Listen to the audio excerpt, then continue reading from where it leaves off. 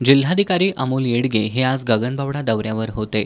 यावेळी कोल्हापूर गगनबावडा मार्गावरील दोनवडे बालिंगा दरम्यान सुरू असलेल्या पुलाच्या कामाच्या ठिकाणी त्यांनी अचानक भेट दिली। गेल्या 3 वर्षांपासून या पुलाचं काम सुरू आहे। यावेळी जिल्हाधिकारी येडगे यांनी पुलाच्या संपूर्ण बांधकामाविषयी माहिती जाणून घेत अधिकाऱ्यांना धारेवर धरलं। यावेळी राष्ट्रीय महामार्गाचे कार्यकारी अभियंता प्रशांत महाजन यांनी पायल, पिलर आणि फुटिंग कॅप टाकण्याचं काम सुरू असल्याचं सांगितलं। यावेळी जिल्हाधिकाऱ्यांनी कर्मचारी वाढवा, मशिनरी वाढवा, दिलेल्या मुदतीत पावसाळ्यापूर्वी पुलाचं काम पूर्ण झालं पाहिजे, आता कोणतीही कारणं देऊ नका अशी सक्त ताकीद दिली।